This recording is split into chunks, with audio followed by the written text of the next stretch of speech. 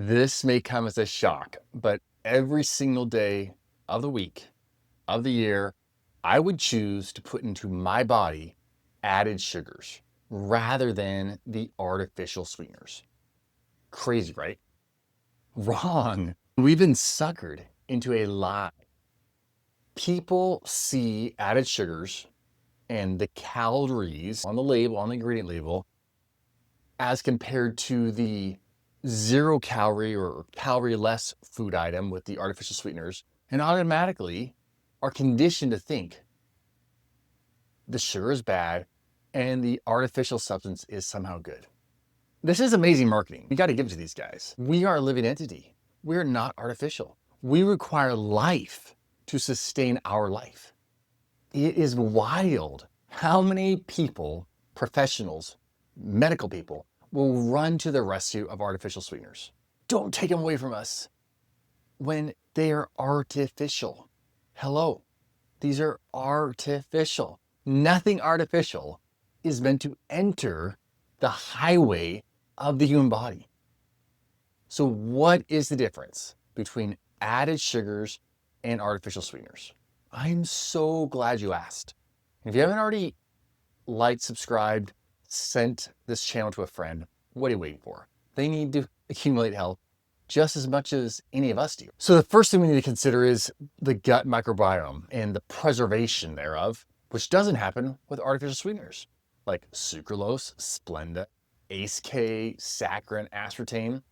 These babies alter the gut microbiome. They alter the composition, which is critical for metabolic health. For example, sucralose and saccharin, they reduce beneficial bacteria like actinobacteria, while increasing enterobacteria. I know, just a bunch of big words, but this correlates with insulin resistance and elevated blood sugars. What happens after that? You get diabetes. Nobody wants that. These changes can impair glucose tolerance. And this was shown when the microbiome from those consuming artificial sweeteners was transplanted into a fresh microbiome, and it induced blood sugar dysregulation. So if you ever get a stool transplant or a microbiome transplant, do not get it from the person consuming artificial sweeteners. In contrast, added sugars, sure, if you eat crazy amounts, they're going to disrupt the microbiome. But in normal amounts and reasonable amounts, they do nothing to the extent that these artificial sweeteners do. And they preserve that metabolic flexibility using sugar, using fat, using protein as an energy source. All right, secondly, artificial sweeteners, they create this metabolic mismatch. They activate the intestinal sweet tasting receptors, overactivate them, I'd say, like T1R2, T1R3, and they trigger insulin and GLP-1 secretions without providing any calories to back up why they're increasing their secretions. The result is increased hunger signals due to unfulfilled caloric expectations. You can trick the human body for a moment, but there is always a repercussion for that momentary gotcha to the human body. It is so intelligent. It's going to get back. It's going to get us every time when we try to trick it. All we've done actually is prime the pump. For when we do consume carbohydrates, these artificial sweeteners, they've actually led to an accelerated uptake of those carbohydrates, which causes surging and an exaggerated post-meal blood sugar spike. Added sugar, while it does contain calories, provides a predictable energy, that aligns with a normal hormone response, which reduces metabolic confusion. This is the opposite of what's happened with the artificial sweeteners. They are causing metabolic confusion. Third, the added sugars versus the artificial sweeteners have a lower cardiovascular risk profile. Long-term intake of artificial sweeteners is associated with an 18% increased risk, higher risk of coronary heart disease. We're talking ACE-K, sucralose, Splenda. We don't need those. They're adding no value to us. Why do we want more coronary artery disease by consuming them? And a 9% higher overall cardiovascular risk, including strokes, from aspartame intake. So moderate sugar consumption, particularly in an active individual, it lacks any of these strong associations, even more so when you have a balanced whole foods meal plan around that. Because artificial sweeteners are an irritant as opposed to an energy addition, you cannot go just walk it off. I had extra sugar, I had some dessert. I'm gonna go for an extra 10-minute walk after dinner to help decrease the insulin response, decrease the sugar response of that food. It doesn't work that way when you're using artificial stuff. It could work that way when you're using added sugars to clear that excess activity. All right, number 4 is neurologically or behaviorally, we got to consider this. So artificial sweeteners, they're 200 to 700 times as sweet as standard sugar. They're overstimulating the dopamine response, getting those dopamine receptors just crazy active. And they're heightening cravings for hyperpalatable foods. Added sugars, on the other hand, have a caloric reward that aligns with normal energy-seeking behavior pathways. Whereas artificial sweeteners, they do not. They disrupt satiety signals and make us that much more desirous to input food that we don't even need. Finally, we're talking avoidance of synthetic byproducts, the chlorinated compounds in sucralose, also known as Splenda, and metabolites of aspartame like phenylalanine. Have these babies, they actually have real concerns around DNA damage and hepatotoxicity, liver damage, when we consume them consistently. There is no reason to consume them consistently.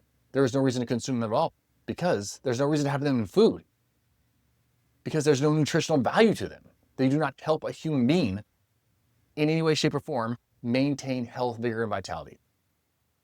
Of course, natural sugars lack these synthetic breakdown products, reducing their long-term toxicology profiles, toxicological risks. So it is paramount that once and for all, we put the hammer, we put the nail, we put our understanding, we say, okay, we got this. These artificial sweeteners, they are toxic insults to our body, to our mind. You'll say, I just use them because I'm a diabetic. My dietitian said so. My doctor gave me a particular number of carbohydrates to stay within. So that's why I use them. I hate to create uncertainty as to the most profitable voice to listen to when it comes to these non-caloric sweeteners. But with each passing year, of artificial sweeteners being present, being eaten by the populace on a massive scale, we are seeing the fruit of this. And it is completely rotten fruit. Long-term consumption of artificial sweeteners is linked to a whole gamut of disease, dysfunction, definitely not health accumulation. So there's increased risk of metabolic disorders. Regular use is associated with a higher risk of metabolic syndrome, type 2 diabetes, insulin resistance. Those all go up when artificial sweeteners are consistently consumed. You know what else goes up? People's weight, people's body fat. Contrary to the insanely amazing marketing campaigns and intended purpose for artificial sweeteners as a non-caloric alternative to sugar, artificial sweeteners are linked to increased abdominal fat and overall adipoticity, meaning fat on the human body, even after they adjust for diet quality and caloric intake. Calorie counting literally is handcuffing so many people's opportunities to gain optimal body composition and to manifest full health. I think is wrapped up in the fact that they're calorie counting all the time and thinking, oh, there's no calories in artificial sweeteners, so they must be good for me to consume. Consider that even when caloric consumption is equal, the people consuming the most artificial sweeteners are dealing with the most fat accumulation. We need fat for life, but we don't need excess fat for life. We need just the enough to survive and thrive, not the extra stuff that's inflammatory. How about cardiovascular disease? There's an elevated risk of coronary heart disease. There's an elevated risk of stroke. There's elevated risk of overall cardiovascular events, among people who are habitual consumers of artificial sweeteners. And then, like we mentioned earlier, the disruption of the gut microflora, artificial sweeteners, that is their money spot. They love to disrupt flora. They love to alter our gut bacteria. They love to lead to dysbiosis, which is the formation of the disease-promoting strains of bacteria in our gut, and those dominating. They love to increase gut permeability, leaky gut. You may have heard that term before. And generally, just unregulated inflammatory response. That is what artificial sweeteners do, while impairing our ability to tolerate sugar. Isn't that crazy? Our ability to tolerate sugar is made worse or is impaired because of artificial sweeteners.